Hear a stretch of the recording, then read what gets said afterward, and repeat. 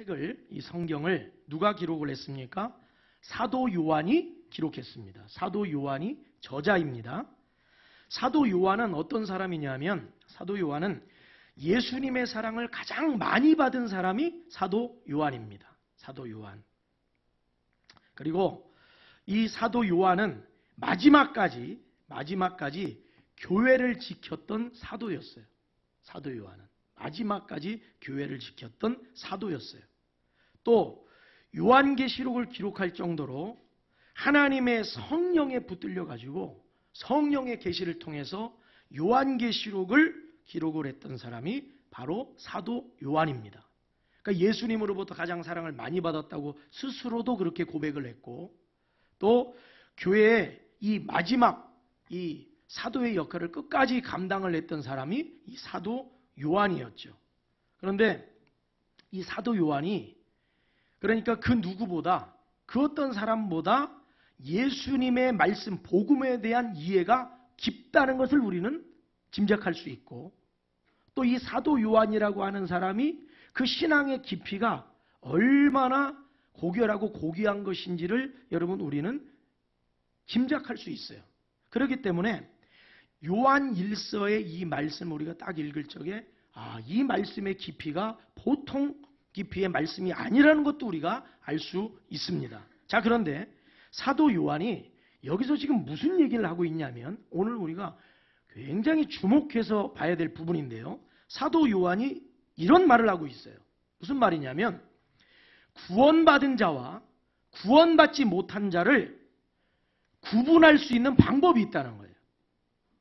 구원받은 자와 구원받지 못한 자를 이렇게 구분할 수 있다. 이렇게 분별할 수 있다. 이 이야기를 하고 있는 거예요. 자, 그럼 한번 말씀을 살펴봅시다. 요한 1서 3장 14절을 여기 앞에 화면을 보세요. 새번역 성경으로 조금 쉽게 번역됐습니다. 한번 읽어보세요. 시작. 우리가 이미 죽음에서 생명으로 옮겨갔다는 것을 우리는 압니다. 자, 거기까지요. 우리가 이미 죽음에서 생명으로 옮겨갔다는 얘기는 우리가 어떻게 됐다는 거예요? 구원을 받았다는 얘기입니다. 영생을 소유했다는 거예요. 자, 그 다음에 이것을 시작. 이것을 아는 것은, 자, 잠깐만요. 우리가 죽음에서 생명으로 옮겨갔다. 우리가 영생을 얻었다. 우리가 구원받았다는 것을 아는 것은, 자, 그 다음에 시작. 우리가 형제를 사랑하기 때문입니다. 자, 저를 보세요. 우리가 구원받았잖아요. 영생을 얻었잖아요. 어떻게 하세요? 내가 구원받았어요. 나 영생 얻었어요. 나 천국 갈 사람이에요. 그걸 어떻게 하세요? 사도 요한이 말하는 거예요. 우리가 형제자매를 사랑하는 것을 통해서 알 수 있다. 여러분, 우리가 예수를 믿는다는 것에 대한 본래 의미를 여러분 이게 잘 몰라요. 예수를 믿는다는 게 뭔지를 잘 모르는 부분이 있어요. 그게 뭐냐면 단순히 예수님이 나를 위해서 십자가에 죽으셨고 부활했으니까 그거 믿으면 구원받는다. 이렇게만 쉽게 생각하는데, 사실은 그런 정도로 믿음에 대해서 설명할 수가 없습니다. 어떻게 이해해야 되냐면, 예수를 믿는다는 건 예수님이 나의 구원자임을 믿을 뿐 아니라 그분이 내 인생의 뭐가 되시는 거예요? 주인이 되신다는 거예요. 이제는 내 뜻대로 사는 것이 아니고 예수님의 인도를 받고 산다는 거예요. 예수님의 말씀을 따라 살게 되었다는 겁니다. 그러니까 구원받은 사람은 예수님을 구원자로 믿을 뿐 아니라 예수님이 내 삶의 주인이 되셔서 내 생각과 마음을 주장하신다는 거예요. 자, 그런 사람은 어떻게 하게 되어 있느냐? 형제자매를 뭐하게 되어 있다? 사랑하게 되어 있다는 거예요. 자, 노란색 글씨를 한번 봅시다. 노란색 글씨. 자, 읽어봐요. 시작. 사랑하지 않는 사람은 죽음에 머물러 있습니다. 자, 보세요. 우리가 형제자매를 사랑하고 있다는 것을 보면 우리가 어떻게 되었다는 걸 알 수 있다고 그랬어요? 구원받았다는 걸 알 수 있다고 그랬어요. 죽음에서 옮겨가지고 영생으로 들어갔다는 걸 알 수 있는 근거가 된다고 그랬어요. 그런데 사랑하지 않는 사람은 어디에 머물러 있다? 죽음에 머물러 있다는 거예요. 여러분, 오늘 말씀 굉장히 여러분 중요한 말씀입니다. 사랑하지 않으면 어디에 머물러 있다? 죽음에 머물러 있다. 죽음에 머물러 있다는 건 구원을 받았다는 거예요? 못 받았다는 거예요? 못 받았다는 거예요. 그 안에 생명이 있다는 거예요? 없다는 거예요? 예수님이 계시다는 거예요? 안 계시다는 거예요? 안 계시다는 거예요. 여러분, 굉장히 중요한 얘기입니다. 그럼에도 불구하고 오늘날 현대 그리스도인들, 이러한 명명백백한 말씀을 과연 있는 그대로 받아들이고 있을까? 저도 이 말씀을 다시금 묵상하고 설교 준비를 하면서 제 안에 큰 도전을 받아요. 저 스스로도. 과연 내가 이 말씀을 성경에 있는 그대로, 진리의 말씀으로, 하나님의 말씀으로 있는 그대로 받고 있느냐? 이 문제입니다.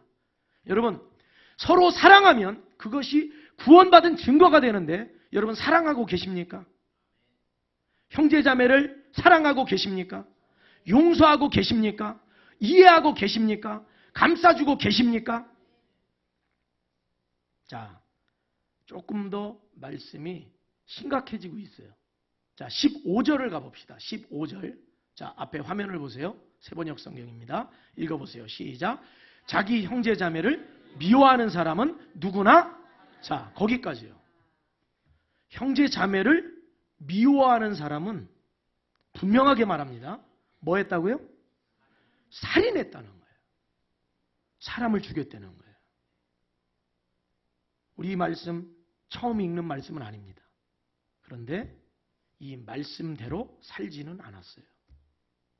미워하고 원망하고 분열하고 다투고 험담하고 욕하고 정죄하면서도 살인했다는 생각은 안 했어요. 그런데 성경은 분명하게 말합니다. 사도 요한은 분명하게 증거합니다. 형제자매를 미워하는 사람은 누구나 뭐 했다? 살인했다. 자, 그 다음에 이어서 봅시다. 시작. 살인하는 사람은 누구나 그 속에 영원한 생명이 머물러 있지 않다는 것을 여러분은 압니다. 자, 보세요. 살인하는 사람은 그 속에 뭐가 없다? 영원한 생명이 없다. 구원 받았다는 거예요? 못 받았다는 거예요? 못 받았다는 거예요. 여러분, 정말 이 말씀이 정말 여러분들의 삶을 바꿔놓을 것이고 미래를 바꿔놓을 것이고 영원을 바꿔놓을 것입니다. 성탄이 가까이 오니까 오늘 이 날에도 단순히 우리가 기쁘다 구주 오셨네 막 하면서 막 춤추고 성탄 트리 걸어놓고 점등식하고, 여러분 외적으로 우리가 세상 사람들이 즐기는 것처럼 크리스마스가 어떤 세상적인 축제가 아닙니다. 이 날은 어떤 날이냐? 하나님의 사랑을 깨닫는 날이 돼야 돼요. 예수 사랑을 깨닫는 날이 돼야 돼요. 아마도 이러한 일들이 일어나게 될 거예요. 나중에 우리가 천국에 올라가게 되면 정말 깜짝 놀랄 일들을 보게 될 겁니다. 수많은 목사, 장로, 권사, 집사들이 천국에 없을 수도 있다. 또 가서 없네 그분. 그 목사님도 없고 장로님도 없고 권사님도 없고 그 집사는 있을 줄 알았는데 그 집사도 없고 없다는 사실을 발견할 수 있다는 거죠. 저 사람은 교회를 열심히 다녔어요. 헌금 생활도 열심히 했어요. 교회 봉사도 열심히 했어요. 그러니까 천국 가겠지라고 생각했는데 아닙니다. 형제자매를 미워하며 교회를 분열시키고 원망하고 불평하고 갈라놓고 다투고 싸우면, 그러한 죄를 지으면서도 회개하지 않고 신앙생활을 한다면 천국에 단언코 말씀드려요. 말씀의 근거에서 갈 수 없다. 갈 수 없다. 성경은 말합니다. 그 안에 영생이 없다. 그 안에 예수가 없다는 거예요. 그 안에 생명이 없다는 거예요. 그 안에 구원이 없다는 거예요. 저는 어린 시절부터 지금까지 신앙생활하면서 많은 교회들을 경험을 했어요. 그런데 놀라운 건 적어도 50% 이상의 교회, 제가 신앙생활했던 수많은 교회들, 어릴 때부터 이사도 다니고 뭐 그렇게 했으니까 사역지도 여러 군데 사역을 하고 50% 이상이, 적어도 50% 이상이 서로 미워하고 갈등하고 분열하고 원망하고 불평하는 걸 저는 수도 없이 봤어요. 수도 없이 봤어요. 장로파, 장로님 세력하고 목사님하고 싸워요. 세력이 나눠져가지고. 어떤 경우는 권사님들끼리 패를 나눠서 싸워요. 만나면 그냥 욕하고 그냥 비난하고, 어떤 교회는 두 패로 나눠져 가지고 앉는 자리가 다르다는 거예요. 앉는 자리가. 한쪽은 이제 왼쪽 자리에 앉는 거예요. 왼쪽 자리. 이쪽에 그 권사, 장로 편이 이쪽을 앉고, 이쪽은 또 다른 비권사, 장로 편으로 해서 또 이쪽에 앉고, 그러면 저쪽에 앉으면 일로 와. 운동회 할 때 천군 백군도 아니고 왜 나눕니까? 어떤 경우는 그 사람 보기가 싫어가지고, 그 사람 만나기 싫어가지고 본래 2부 예배 출석을 했는데 그 사람이 싫어가지고 1부 예배로 예배 부스를 바꿨다는 거예요. 출석하는 그 예배 부스를. 저는 이런 경우도 봤어요. 한 권사님이 예배만 끝나면은, 그 당시 아주 오래전 얘기입니다. 교회 앞에 커피 자판기가 있었어요. 100원만 넣으면 밀크 커피가 한 잔이 나와요. 이분이 교회 오실 때마다 무슨 주머니에 동전을 그렇게 많이 넣어 갖고 오시는 거예요. 한 4,000원, 5,000원씩, 그러니까 동전만 4, 50개씩 갖고 오시는 거예요. 100원짜리로 바꿔가지고. 뭐 하시나 봤더니 예배 딱 끝나면은 집사 일로 와. 일로 와. 내 커피 한 잔 사줄게 하면서 그 앞에서 커피를 딱 뽑아줘. 그러면 그 관계된 사람들은 다 줄 서 있어 거기에. 그러면 커피 한 잔씩 받아들고, 자 어디로 들어갈까? 저 봉고차로 갑시다. 꼭 교회 봉고차에서 뭐예요? 문 열어놓지도 않아. 문 닫어. 문 닫고 얘기해 꼭. 그 안에서 험담을 하고, 누구 집사 욕을 하고, 누구 교사 욕을 하고, 목사님 욕을 하고, 다 험담이 그 안에. 그리고서 거기서 한 20분 정도, 커피를 20분을, 밀크 커피를 아껴서 먹는지 그거를 20분 정도 딱 마셔가지고 딱 우선 이제 나오는 거예요.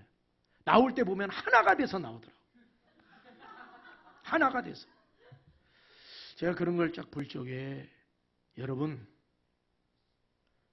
조심하셔야 됩니다.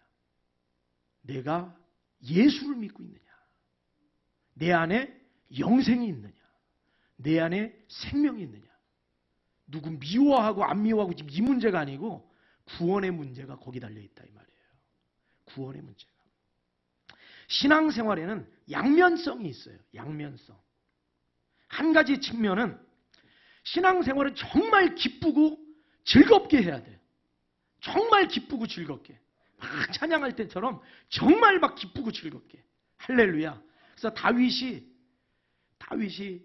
진짜 하나님 앞에 막 그 찬양할 적에, 하나님의 법궤를 옮겨올 적에 다윗이 얼마나 기뻤는지, 찬양할 적에 옷이 흘러내린지도 모르고 막 기뻐서 찬양했던 것처럼 그러한 기쁨이 있어야 돼요. 신앙생활은. 한 면입니다. 그런데 다른 한쪽 면은 어떻게 신앙생활해야 되느냐? 하나님의 말씀 앞에서 두려움을 가지고 신앙생활해야 돼요. 두려움을 가지고. 한쪽으로 치우치면 안 돼요. 기쁨도 즐거움도 감사도 넘치지만 한쪽으로는 말씀 앞에서 두려움이 있어야 되는 거예요. 두려움이. 우리는 천국을 가는 사람들입니다. 천국의 영원한 행복과 만족이 있어요. 그러나 그것만 보고 가는 것이 아니라 우리가 미혹되고 분별하지 못하고 신앙생활에 시험 들어 실패하면 지옥도 있다는 사실을 알아야 되는 거예요.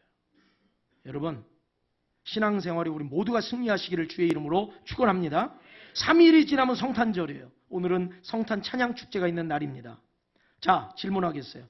하나님 아버지께서 이 아들 예수님을 이 땅에 보내신 이유가 뭡니까? 왜 보내셨어요? 아들을 왜 보내셨어요?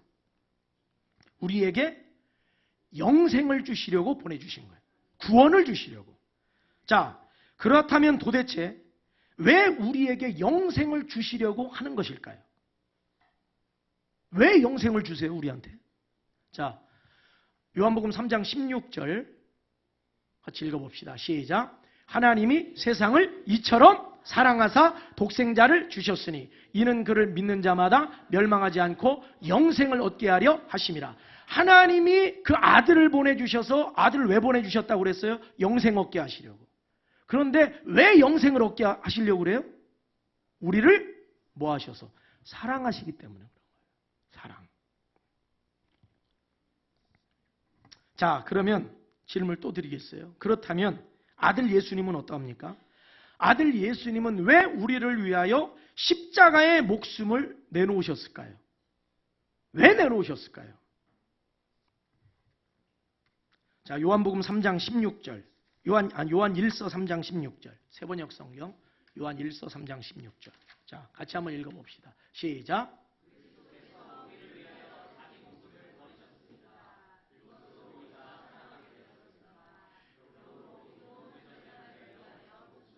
자, 하나님의 아들 예수님이 왜 십자가에서 자기 목숨을 내주셨을까요? 우리를 뭐 하시기 때문에? 사랑하시기 때문에. 결론적으로 이 얘기입니다. 성탄도 그렇고요. 주님의 승천도 다시 오심도 다 그래요. 뭐냐? 우리를 향한 하나님의 구원의 사역은 그 계획부터 완성까지 처음부터 끝까지 무슨 역사였다? 사랑의 역사였다는 거예요. 사랑의 역사. 계획도 사랑이고 성취도 사랑이고 완성도 사랑이고 모든 게 다 하나님의 사랑이고 예수 그리스도의 사랑으로 이루어졌다고 하는 사실입니다. 자, 그렇다면 오늘날 교회에는 어떤 역사가 일어나야 되느냐? 사랑의 역사가 일어나야 됩니다. 예수 사랑으로 충만한 역사가 일어나야 됩니다. 다른 사람의 좀 약점을 보더라도 감싸줄 수 있어야 되고 이해해 줄 수 있어야 되고 그 사람을 위해 기도해 줄 수 있어야 되고 품어줄 수 있는 우리 성도들이 되시기를 주의 이름으로 축원합니다. 가정에 어떤 역사가 일어나야 돼요? 사랑의 역사가 가정에도 일어나야 돼요. 우리 아이들 학교 생활에도 사랑의 역사가 일어나야 됩니다. 예수 사랑의 역사가 학교에서도 일어나야 돼요. 직장에서도 예수 사랑으로 섬기고 예수 사랑으로 봉사하고 예수 사랑으로 복음을 전하는 역사가 일어나야 하는 겁니다. 사랑의 원자탄 손양원 목사님의 일화입니다. 손양원 목사님이 목회하시는 그 교회에 아주 못된 성도가 하나 있었다고 그래요. 틈만 나면 교회에 대해서 불평하고 원망하고 목사님에 대해서도 아주 안 좋은 소리를 하면서 다니는 거예요. 그런데 놀라운 것은 손양원 목사님이 자주 시간을 내서 그 못된 성도를 찾아가서 신방을 하는 거예요. 하지만 그 못된 성도는 목사님이 찾아와도 반갑게 맞이하는 적이 없고 쌀쌀맞게 목사님을 대접을 하는 거죠. 그 모습을 다른 성도들이 지켜왔어요. 목사님을 찾아가서 말씀을 드립니다. 목사님, 그렇게 교회 욕이나 하고 목사님 비난이나 하는 그런 못된 성도를 뭐하러 그렇게 자주 찾아가십니까? 목사님도 힘드신데 그만해도 되지 않겠습니까? 그 말을 들은 손양원 목사님이 이렇게 대답을 하셨다고 합니다. 아닙니다. 힘들고 어렵게 하는 성도일수록 사랑을 가지고 더 힘써서 돌보아야 합니다. 오직 예수님의 사랑으로만 그 굳어진 마음을 녹일 수 있습니다. 예수님의 사랑으로만 녹일 수 있습니다. 저는 예수님께서 오신 이 성탄절, 그 날을 기념하는 이 성탄절이 일회성 어떤 행사, 절기로 지나지 않기를 바라고 예수 사랑을 깨닫고 예수 사랑으로 충만한 여러분들이 되시기를 주의 이름으로 축원합니다. 다시 말씀드리지만 내 힘으로는 사랑 못합니다. 내 힘으로는 안 됩니다. 나는 죽고 예수로만 할 수 있습니다. 예수 사랑으로 심령 가운데 가득 채우시기를 주의 이름으로 축원합니다. 우리 함께 찬양, 주께 두 손 모아 비나니 함께 찬양하겠습니다.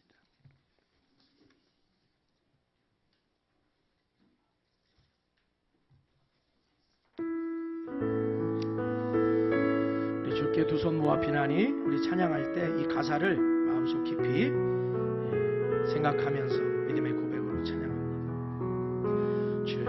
주께 두 손 모아 비나니 그 시는 우리 오른손을 들고 찬양합시다. 밝아오는 이 아침을 환히 주소서. 오주 우리 모두로 보혈의 피로 씻기어 보혈의 피로 씻기어 하나님 사랑 안에서 행복을 갖게 하소서.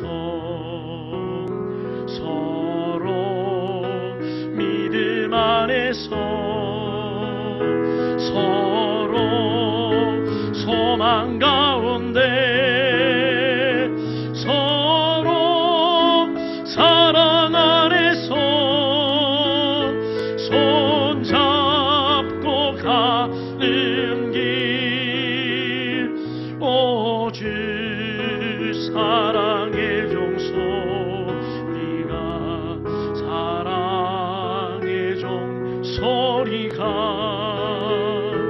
이 시간 우리 모두를 감사하게 2절입니다. 주께 두 손 모아 비나니 주께 두 손 모아 비나니 그 신 은총 베푸사 주가 예비하신 동산에 항상 있게 하소서. 오주 우리 맘의 새 어둠 밝게 하시고 등 밝게 하시고 진리의 말씀 안에서 늘 순종하게 서로 참아주면서 서로 감싸주면서 서로